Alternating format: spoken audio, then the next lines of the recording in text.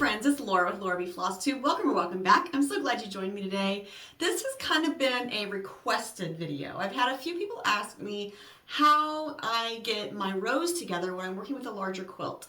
And I thought, hey, I'm working with a larger quilt, so let's talk about it. I've been doing the Moda Block Heads 5 Group 1 and 2 quilt along this year, and I have 42 blocks up on my design wall. I also have all my rows already sashed, and I have all my sashing rows put together as well.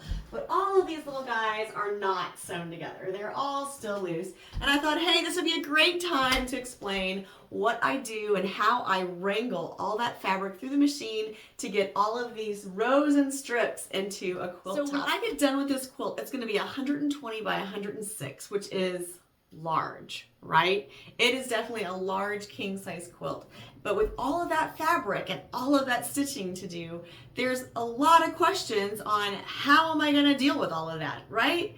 So let me help you out. We're going to take one row at a time and then a sashing row. We're going to put some things together, and then as my rows come together, you're going to see how I manage that and organize myself into a way that you can get all of that fabric together into a quilt top without ripping your hair out. The first thing I'm going to do is just grab my first row and my first sashing row. Now when you're looking at this, you're like, wait a second, that's a column, not a row. But here's the deal. My design wall is not big enough for this king size quilt. So instead of hanging my rows horizontally, I hung them all vertically. So if you go like this, you'll see my design for my quilt. So it's kind of on its side. So this is my top row for my quilt top center and my first sashing row.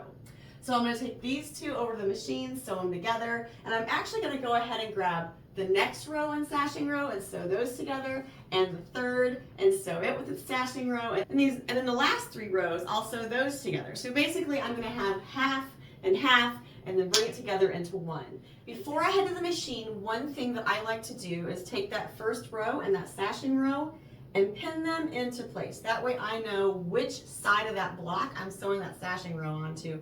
Otherwise, I have been known to get confused and put it on the wrong side, and that's no good for anyone involved. I also had someone ask me, well, what's your sewing setup look like? So let me give you a view of how my sewing table and my ironing board and all that is set up.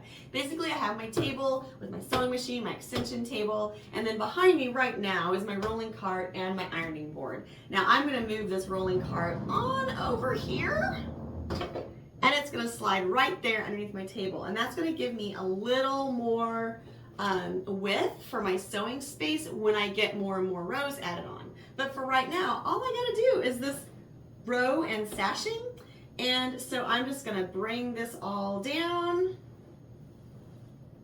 and get this all the way down to the other end, match up those corners, get them under my needle, and start sewing the row. Now, as you can see, as I'm sewing my row, the rest of it's just kind of hanging out in a pile on my lap. I do have cornerstones in my sashing rows, and I talked about that in the Dutch chocolate quilt, how I love using the cornerstones, even if they're the same fabric, because then it gives me a place to know that I'm matching my blocks up and they're spot on going on down my quilt. Otherwise, I tend to get a little off.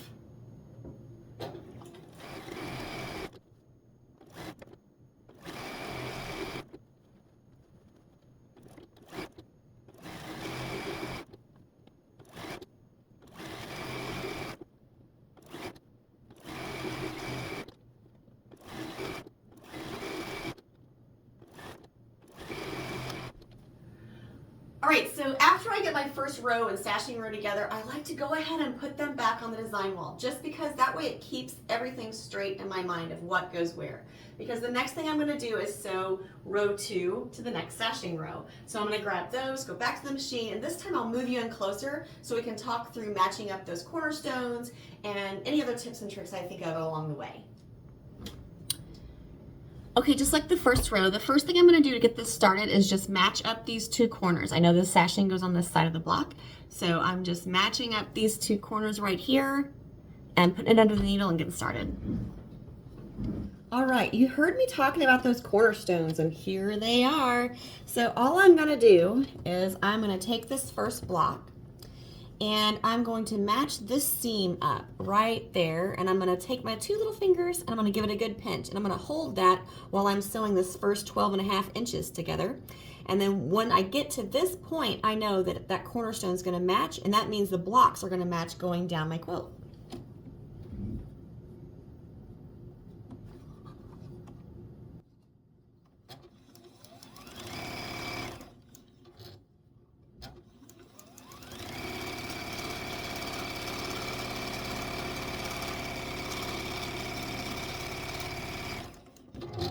Now when I get to that first cornerstone seam, I just take a pause because I know that's my first stopping point, my first point to match up. And then I'm just going to flip those seams so they nest. Sew across that cornerstone, move on down to the next block in the row with the cornerstone, and do the same thing. And I'm going to continue doing that same thing all the way down the row until I get to the other end. Now this quilt top center, this row is 96 inches wide, so I've got some sewing to do.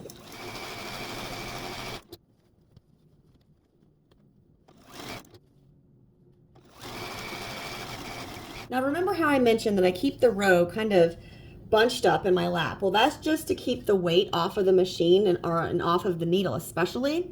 So it really helps as you're moving down your row, especially when you get those long ones like this, to keep all that weight kind of in your lap and not on the needle or the machine.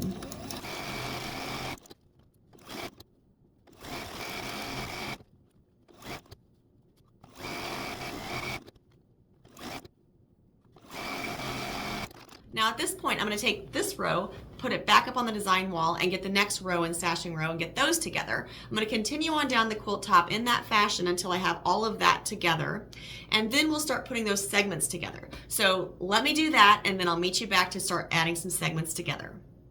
Our next step in the quilt top assembly is getting our rows into bigger rows. I'm going to take my first row segment and join it to my second row segment.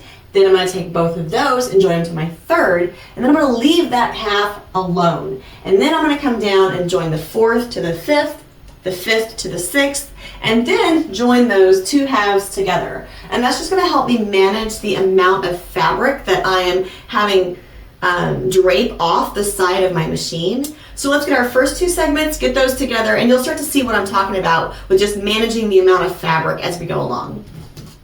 Once again, I'm going to keep my little fingers right here because I know that is what goes together. This is my sewing edge. All right, so I'm over at the machine and I still have my sewing edge pinched between my fingers so I don't forget which one I'm doing. And I'm just going to match those corners up and start sewing down the width of the quilt. I'm going to do the same thing for this as I did when I was just sewing the one sashing row to a block row, and make sure I use those cornerstones to keep my blocks all nice and evenly spaced in a straight line down my quilt. The one thing I will mention on this is I do like sewing with my sashing side up, because that's the one that I really want to make sure those cornerstones are matching and everything is good. The blocks underneath, they may be a little off, so I can stretch and allow them to ease in as we go along. The sashing I know is cut at 12.5 inches, so that's why I like that side up.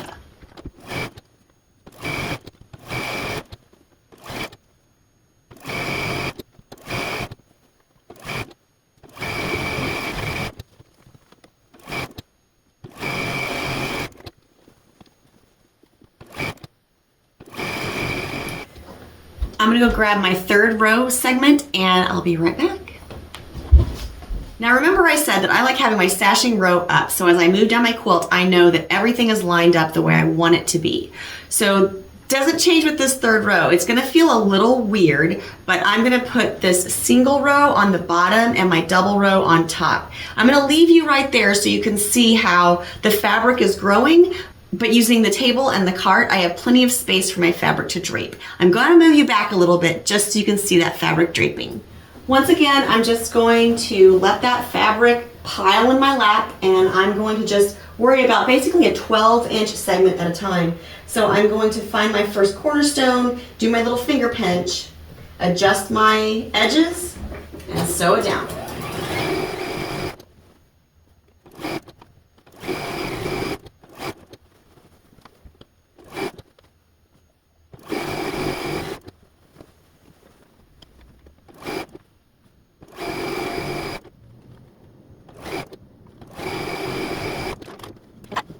And with that seam, half of our quilt top center is together. Hopefully you saw how even though I was sewing a 96-inch wide quilt top, I was really only concerned about 12 inches at a time.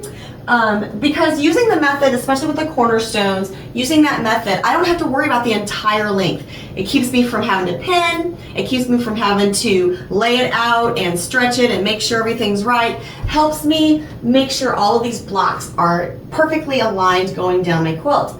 So I love the cornerstones for that reason. I love being able just to worry about my 12.5 or 12-inch blocks and not having to worry about my entire 96-inch width of the quilt. I'm going to go ahead and sew the other half of the quilt together, and then we'll meet back up to get our two halves together into one big quilt top center. I have two halves of my quilt top center assembled. All I have to do is put the top half with the bottom half, and then I'll have my entire quilt center together for this really big king size quilt. As you can tell, I have a lot of fabric here. I'm going to basically use the same process. I'm going to use those cornerstones to match up my blocks across the width of the quilt. I'm going to keep the majority of the weight of the fabric in my lap until I'm sewing it. And then, as I said earlier, I have the rolling cart to my side and my sewing table to take some of the weight of the fabric off of this needle. As I go along, you're probably going to notice I'm going to bunch up the fabric and keep most of it on the table just to help with that weight going through my needle.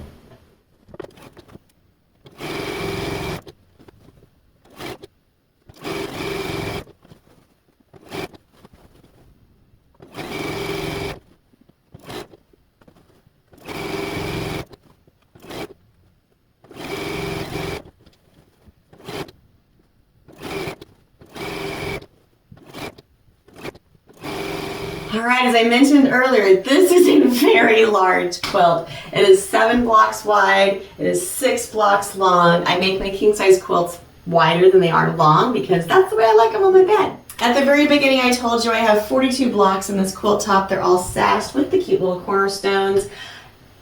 I am so happy with how this is coming together. I definitely have a lot more work to do with this before it is ready for quilting. I have 4 more borders to put on before I get to the point where it's ready to quilt. But this is a huge step in the right direction. I'm going to pan you out so you can see the entire quilt top. And then we're going to wrap up today's video. Obviously my quilt top is wider than my design wall, and that's why these are kind of hanging down a little bit.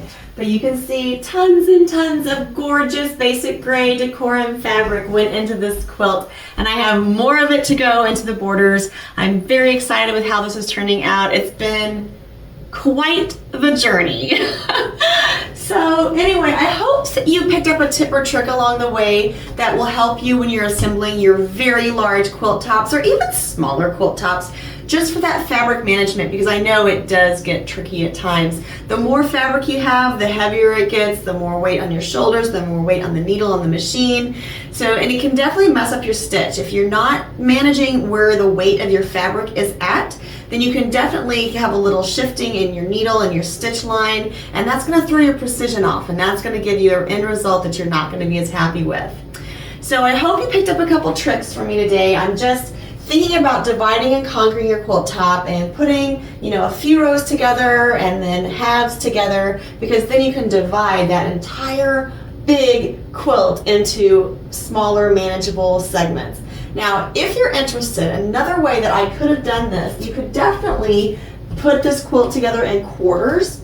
So if I wanted to, I could have put like 3 by 4 and 3 by 3 and put 2 of those, had 4 segments, and then sewn those together, and that would be even a better way to manage your fabric. So if you have a smaller space, that might be a good idea for you, just because that way you have a little more options on just dividing that weight a little better when you're going through. I didn't really have a problem with the way I divided it up. The rows were manageable. The fabric weight was definitely under control. So I'm really happy the way this quilt top came together. If you're interested in how I get the borders on this quilt top, please stay tuned because I'll be recording a video about that as well.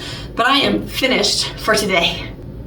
Until next time, I hope you find joy in all you do. Find some time to craft and create, and of course, happy stitching.